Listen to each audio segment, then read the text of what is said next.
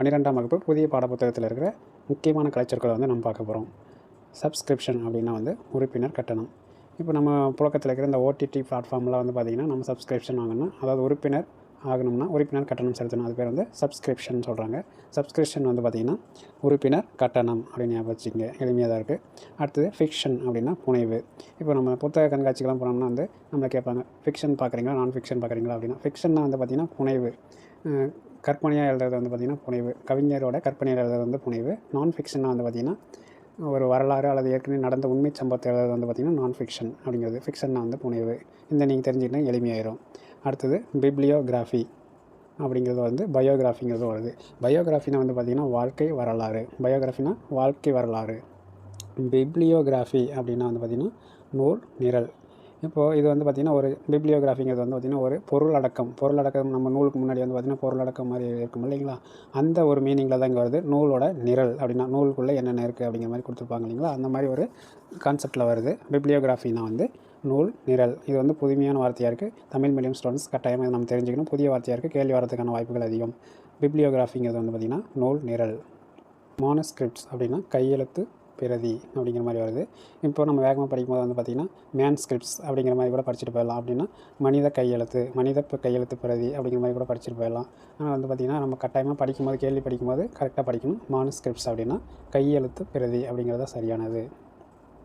அடுத்தது ஆர்ச்சிவ்னா வந்து ஆவணம். இப்போது ஆவணத்துக்கு வந்து பார்த்திங்கன்னா தமிழ் பாடப்புத்தகங்களே 3 இருக்குது. டாக்குமெண்ட்னு இருக்குது. அடுத்து வந்து பார்த்திங்கன்னா 12வது பழைய பாடப்புத்தகங்களில் ரெக்கார்ட்னு இருக்குது. புதிய பாடப்புத்தகங்களில் ஆர்ச்சிவ்னு இருக்குது. ஆர்ச்சிவ்னா ஆவணம், டாக்குமெண்ட்னாலும் ஆவணம், அதுக்கு வந்து பார்த்திங்கன்னா ரெக்கார்ட்னாலும் ஆவணம் தான். இது 3ல் எது வந்தாலும் சரி தான். அடுத்தது ஃபேமின் அப்படின்னா பஞ்சம். இது வந்து பார்த்திங்கன்னா கிரேட் ஃபேமின் அப்படின்னு வந்து பார்த்திங்கன்னா தாது வருட பஞ்சம் அப்படிங்கிறது வந்து நமக்கு வரலாறுல நம்ம படிச்சிருப்போம். இப்போ ஃபேமின்னா பஞ்சம், கிரேட் ஃபேமின்னா தாது வருட பஞ்சம். அது வந்து எப்போ நிகழ்ந்ததுன்னு பார்த்திங்கன்னா 1876லேருந்து 1879 வரைக்கும் நிகழ்ந்தது. இதுதான் வந்து பார்த்திங்கன்னா தாது வருட பஞ்சம். ஃபேமின்னா பஞ்சம், கிரேட் ஃபேமின்னா தாது வருட பஞ்சம். இது மெட்ரோ ட்ரெயின் வந்து பார்த்திங்கன்னா மாநகர் தொடர்வண்டி. இப்போ மெட்ரோனா நமக்கு தெரியும் மாநகர், அடுத்தது ட்ரெயின்னா நமக்கு தெரியும் தொடர்வண்டி. பார்க்க எளிமையாக இருக்குது. இதுக்கு இன்னொரு ஆப்ஷன்ஸ் வந்து பார்த்திங்கன்னா மாநகர் தொடர்வண்டிக்கு பதிலாக என்ன மாதிரி ஆப்ஷன் கொடுப்பாங்கன்னு பார்த்திங்கன்னா பறக்கும் தொடர்வண்டி, பறக்கும் ரயில் அப்படிங்கிற மாதிரி கொடுத்தாங்க. கண்டிப்பாக நம்ம குழப்பம் ஏற்படும். ஏன்னா அது வந்து மெட்ரோ ரயில் மேக்ஸிமம் வந்து பார்த்திங்கன்னா தரையிலேருந்து மேலே தான் இருக்குது. அதனால் வந்து பறக்கும் வண்டியாக இருக்கும், பறக்கும் தொடர் வண்டியாக இருக்கும், பறக்கும் ரயிலாக இருக்கும் வந்து கன்ஃபியூஸ் ஆகும். மெட்ரோ ட்ரெயின் வந்து பார்த்திங்கன்னா மாநகர் தொடர்வண்டி அப்படிங்கிறது எளிமையாக இருக்குது. அது மட்டும் தான் நம்ம போடணும். ரயில்வே சிக்னல் அப்படிங்கிறது வந்து பார்த்திங்கன்னா ரயில்வே அப்படின்னா வந்து தொடர்வண்டி. அடுத்து வந்து பார்த்திங்கன்னா சிக்னல் அப்படின்னா வந்து பார்த்திங்கன்னா வழிக்குறி அப்படின்னு கொடுத்துருக்காங்க. இப்போ இமேஜின் பண்ணிங்க, இப்போ ரயில் வந்து போயிட்டுருக்கு, அதுக்கு வந்து ஒரு வழியில் வந்து நமக்கு குறி காட்டுது, போகலாம் நிற்கலாம், அடுத்து வந்து தயாராகலாம் அப்படிங்கிற மாதிரி சிகப்பு மஞ்சள் பச்சை அப்படிங்கிற மாதிரி கொடுத்துருப்பாங்க. அது வந்து அந்த ரயிலுக்கான ஒரு வழிக்குறி, நீங்கள் போகலாம், தொடர்ந்து போகலாம் அல்லது நிற்கலாம் அப்படிங்கிற மாதிரி ஒரு சிக்னல் அப்படிங்கிற மாதிரி தொடர்வண்டி வழிக்குறி அப்படின்னு கொடுத்துருக்காங்க. இது வந்து எளிமையாக இருக்குது. ஆனால் வந்து பார்த்திங்கன்னா 4 ஆப்ஷன் கொடுத்து குழப்பத்துக்கான வாய்ப்பு இருக்குது. ரயில்வே சிக்னல்னால் தொடர்வண்டி, வழிக்குறி அப்படிங்கிறது வரணும். தொடர்வண்டி வண்ணங்கள் சிக்னல் அப்படிங்கிற மாதிரி வேறு ஏதாவது கொடுத்து நம்மளை குழப்பத்துக்கான வாய்ப்பு இருக்குது. தொடர்வண்டி வழிக்குறிங்கிறது ரொம்ப முக்கியம். அடுத்து வந்து பார்த்திங்கன்னா லாபின்னா வந்து ஓய்வு அறை. இது நம்ம தெரிஞ்சுக்கணும். தமிழ் மீடியம் ஸ்டூடெண்ட்ஸ்னால் லாபின்னா வந்து பார்த்திங்கன்னா ஓய்வு அறை. அடுத்து செக் அவுட்டுங்கிறது வந்து பார்த்திங்கன்னா வெளியேறுதல். இப்போ நம்ம ஒரு ரூமை காலி பண்ணுறோம் அப்படிங்கிற வெளியேறோம் அப்படிங்கிறதுக்கு தமிழில் வந்து வெளியேறுதல், ஆங்கிலத்தில் வந்து பார்த்திங்கன்னா செக் அவுட். அடுத்தது மினி மீல்ஸ்னால் வந்து பார்த்திங்கன்னா சிற்றுணவு.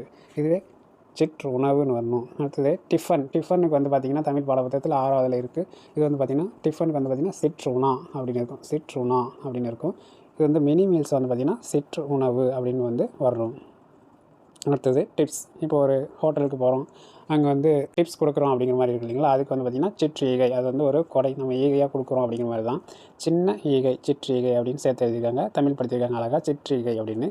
டிப்ஸுங்கிறதுக்கு வந்து பார்த்திங்கன்னா சிற்றீகை அப்படின்னு கொடுத்துருக்காங்க. இது நம்ம கரெக்டாக போடணும். அடுத்தது கன்வேயர் பெல்ட் அப்படின்னா ஊர்தி பட்டை. கன்வேயர்னால் வந்து பார்த்திங்கன்னா ஊர்ந்து வரும் பட்டை அப்படிங்கிற மாதிரி தமிழ் படுத்திருக்காங்க. இதுக்கு வந்து பார்த்திங்கன்னா என்ன மாதிரி 4 ஆப்ஷன் இருந்தோம்னா நகரும் பட்டை அப்படின்னு இருக்கலாம். அடுத்து பாரம் தாங்கும் பட்டை அப்படிங்கிற மாதிரி 4 ஆப்ஷன் கொடுத்து நம்மளே குழப்பத்துக்கான வாய்ப்பு இருக்குது. இப்போ கன்வேயர் பெல்ட் அப்படிங்கும்போது வந்து பார்த்திங்கன்னா நகரும் பட்டை வரக்கூடாது, பாரம் தாங்கும் பட்டை அப்படிங்கிற வரக்கூடாது.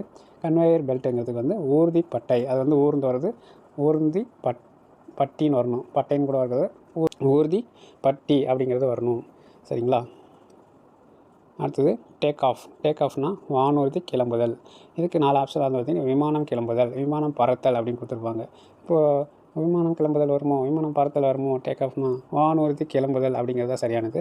இப்போது ஃப்ளைட்டுக்கு வந்து பார்த்திங்கன்னா வானூர்தியா விமானம் அப்படின்னு பார்த்திங்கன்னா நம்ம தமிழ் பாட புத்தகங்களில் வானூர்தின்னு தான் கொடுத்துருக்காங்க. வானில் போகிற ஊர்தி வானூர்தி, விமானம் கிடையாது. ஆனால் நம்ம புழக்கத்தில் வந்து பார்த்திங்கன்னா விமான நிலையம் விமானம் அப்படின்னு தான் நம்ம செய்தித்தாள்களையும் நம்ம தொலைக்காட்சியிலும் நம்ம கேள்விப்படுறோம். அப்படிங்கும்போது விமானங்கிறத சூஸ் பண்ணுறதுக்கு நிறைய வாய்ப்பு இருக்குது. ஆனால் வந்து விமானங்கிறது நம்ம தமிழ் பாட புத்தகங்களில் கொடுக்கல.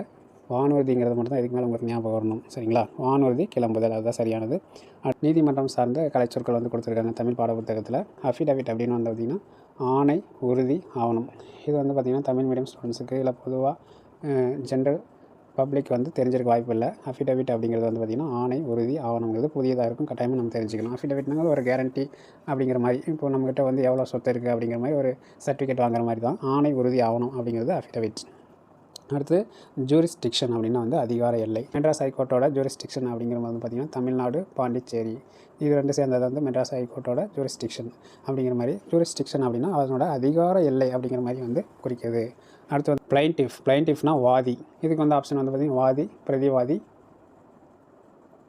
சாட்சி இப்படிங்கிற மாதிரி கூட கொடுக்கலாம். பிளைன்டிஃப்னா வாதி அப்படின்னு ஞாபகம் வச்சுங்க. பிளைன்னா வந்து பேசிக்காக வந்து வாதி அப்படின்னு ஞாபகம் வச்சுங்க. நம்ம வந்து வாதிடுறவங்க பேசிக்காக பிளைன் வந்து பேசிக் அப்படிங்கிறத வச்சுங்க. பிளைனாக இருக்கிறது பேசிக் வந்து வாதி அப்படிங்கிற மாதிரி ஞாபகம் வச்சுங்க. அவ்வளோதான். அடுத்தது அலிகேஷன் வந்து பார்த்திங்கன்னா சாட்டுரை. இப்போ ஒருத்தருக்கு மேலே நம்ம வந்து அலிகேஷன் சொல்கிறோம் அப்படிங்கிறது சாட்டுறது அப்படிங்கிற மாதிரி வந்து நீதிமன்ற சொல்லாடல் வந்து பார்த்திங்கன்னா சாட்டுரை அப்படிங்கிறத வரணும். அலிகேஷன் அப்படின்னா சாட்டுரை அப்படிங்கிறது வந்து வரணும். அடுத்தது கன்விக்ஷன் அப்படின்னா தண்டனை. இப்போ ஒரு சின்ன ஷார்ட்கட் மாதிரி கன்ஃபார்ம் பண்ணிட்டாங்களா அப்படிங்கிற மாதிரி ஞாபகம் வச்சு. கன்ஃபார்ம் பண்ணிட்டாங்க அப்படின்னா தண்டனை கொடுத்துட்டாங்க அப்படிங்கிற மாதிரி. கன்விக்ஷன்னா கன்ஃபார்ம் பண்ணிட்டாங்க அப்படிங்கிற மாதிரி சின்ன ஷார்ட்கட்டாக ஞாபகம் வச்சு. கன்விக்ஷனா தண்டனை அப்படிங்கிறது. அடுத்தது சினிமா சம்மந்தமான கலைச்சொற்கள் கொடுத்துருக்காங்க. சினிமோட்டோகிராஃபி அப்படின்னா ஒளிப்பதிவு. சினிமோட்டோகிராஃபினா ஒளியை பதிவு செய்கிறது வந்து பார்த்திங்கன்னா சினிமோட்டோகிராஃபி. இது நம்ம கட்டாயமாக நம்ம தெரிஞ்சுக்கணும். அனிமேஷன்னா இயங்குபடம். இதே கார்ட்டூன்னா வந்து கருத்துப்படம். மோஷன் பிக்சர்னால் வந்து இயங்கு படம் வரணும். இயங்கு படங்கள் வரணும். இங்கே வந்து பார்த்திங்கன்னா அனிமேஷன்னா வந்து பார்த்திங்கன்னா இயங்கு படங்கள். இப்போது அனிமேஷன்னா வந்து பார்த்திங்கன்னா நம்ம அந்த கார்ட்டூன் மாதிரி வர்றது, இந்த மாதிரி நம்ம வரைஞ்சி கையில் ட்ராயிங்கில் வரைஞ்சி வரைகிறது அப்படிங்கிற மாதிரி நமக்கு ஞாபகம் இருக்கும். அப்போ இது வந்து பார்த்திங்கன்னா இயங்கு படங்கள் அப்படிங்கிற மாதிரி நமக்கு இங்கே தமிழ் படுத்தியிருக்காங்க. இது பார்த்திங்கன்னா இப்படி டேரெக்டாக பார்க்கும்போது வந்து நமக்கு வித்தியாசமான ஒரு வார்த்தையாக இருக்கும். ஆனால் வந்து இதுதான் நமக்கு சரியான தமிழ் படுத்தியிருக்காங்க. இதுதான் நம்ம கொடுக்கணும். அனிமேஷன்னா வந்து பார்த்திங்கன்னா இயங்கு படங்கள். இது வந்து கருத்து படங்கள், கேலி சித்திரங்கள் அப்படிங்கிற மாதிரி கூட கொடுக்கலாம் ஆப்ஷன்ஸு. அதை நம்ம கன்ஃபியூஸ் ஆகக்கூடாது. அனிமேஷன்னா வந்து இயங்கு படங்கள் தான் வரணும். அடுத்தது கிரெடிட் கார்டுனால் வந்து கடன் அட்டை. டெபிட் கார்டுனால் வந்து பார்த்திங்கன்னா பற்று அட்டை. இது நம்ம தெரிஞ்சுக்கணும். கிரெடிட் கார்டுனால் கடன் அட்டை வரணும். டெபிட் கார்டுனால் பற்று அட்டை வரணும். டிமாண்ட் டிராஃப்ட் அப்படின்னா வந்து பார்த்திங்கன்னா கேட்பு வரைவோலை. இப்போ டிமாண்ட்னா வந்து நம்மக்கிட்ட கேட்கறது அப்படிங்கிற பொருள். டிராஃப்ட்னா வந்து பார்த்திங்கன்னா வரைகிறது அப்படிங்கிற வரைவோலை அப்படிங்கிற மாதிரி தமிழ் படுத்திருக்காங்க. எளிமையாக இருக்குது. இதுக்கு வந்து 4 ஆப்ஷன் வந்து டிமாண்ட் டிராஃப்ட் டிடி அப்படிங்கிறதுக்கு வந்து பார்த்திங்கன்னா காசோலை, வரைவோலை அப்படிங்கிற மாதிரி கொடுக்கலாம். இங்கே வந்து கேட்பு வரைவோலை 3வது ஆப்ஷன் கொடுக்கலாம். டிமாண்ட் டிராஃப்ட்னா நம்ம வந்து கேட்பு வரைவோலைங்கிறது மட்டும் தான் கொடுக்கணும். காசோலை கொடுக்கூடாது, வரைவோலை கொடுக்கக்கூடாது. அடுத்து போயிடலாம். டெல்லர்னால் வந்து பார்த்திங்கன்னா விரைவு காசாளர். இப்போது கேஷியர்னால் வந்து காசாளர், டெல்லர்னால் விரைவு காசாளர் அப்படிங்கிற மாதிரி வருது. இது நம்ம கட்டாயமாக தெரிஞ்சுக்கணும். அலுவலகம் சார்ந்த வந்து கலைச்சொற்கள் பார்ப்போம். ஸ்டாம்ப் பேட்னா மைப்பொதி. ஸ்டாம்ப் பேட்னா வந்து பார்த்திங்கன்னா இந்த சீல் அடிக்கிறதுலாம் வந்து ஒரு சின்னதாக பாக்ஸ் மாதிரி இருக்குது. அதை நம்ம தொட்டு இப்படி அடிக்கிற மாதிரி இருக்குது. அதுக்கு வந்து ஸ்டாம்ப் பேட்னு பேர். அதை வந்து தமிழ் படுத்திருக்காங்க பார்த்திங்கன்னா மைப்பொதி. மையை வந்து அதில் பொதிஞ்சிருக்கும். அதனால் மைப்பொதி அப்படிங்கிற மாதிரி அழகாக தமிழ் படுத்திருக்காங்க. நல்ல வார்த்தையாக இருக்குது, தெரிஞ்சுக்கங்க. அடுத்தது ரப்பர் ஸ்டாம்ப்னா சீல் வைக்கிறோம்ல நம்ம. இது வந்து பார்த்திங்கன்னா ஹெட் மாஸ்டர் அப்படிங்கிற மாதிரிலாம் சீல் வைப்போம்ல, ரப்பர் ஸ்டாம்ப் அப்படிங்கிற மாதிரி. அதுக்கு வந்து பார்த்திங்கன்னா இழுவை முத்திரை அப்படின்னு கொடுத்துருக்காங்க. ஸ்டாம்ப்னால் நமக்கு தெரியும் முத்திரை அப்படிங்கிற மாதிரி. ரப்பர் அப்படின்னா வந்து பார்த்திங்கன்னா இழுவை. ரப்பர் வந்து இழுவை திறன் இருக்குது, அதனால் வந்து ரப்பருங்கிறது வந்து இழுவை. ஸ்டாம்ப்னா முத்திரை. அதை அப்படியே அழகாக தமிழ் படுத்திருக்காங்க. இது நம்ம கட்டாயமாக தெரிஞ்சுக்கணும். ஸ்டாம்ப்னா வந்து அழகாக நமக்கு ரப்பர் ஸ்டாம்ப் அப்படிங்கிற மாதிரி நம்ம புழக்கத்தில் ஆங்கிலத்திலேயே பயன்படுத்தியிருக்கோம். அதுக்கு தமிழ் வார்த்தை வந்து பார்த்திங்கன்னா இழுவை முத்திரைன்னு தெரிஞ்சுக்கணும். அடுத்து இரேசர்னா வந்து அழிப்பான். எளிமையாக இருக்குது. இந்த ஸ்டாம்பேடோ ரப்பர் ஸ்டாம்ப் வந்து கொஞ்சம் குழப்பத்துக்கான வாய்ப்பு இருக்குது. அதனால் ஸ்டாம்ப் பேடுங்கிறது வந்து பார்த்திங்கன்னா மை பொதிஞ்சிருக்கு, அதில் தொட்டு நம்ம ரப்பர் ஸ்டாம்ப் அடிக்கிற மாதிரி. பொதிஞ்சிருக்கிற இடம் வந்து மைப்பொதி அப்படின்னு ஞாபகம் வச்சுங்க. ரப்பர் ஸ்டாம்ப்னா இதில் இருக்க இழுவை அப்படிங்கிறது ரப்பர், ஸ்டாம்புங்கிறது வந்து முத்திரை. எளிமையாக இருக்குது. இரேசர்னா அழிப்பான்.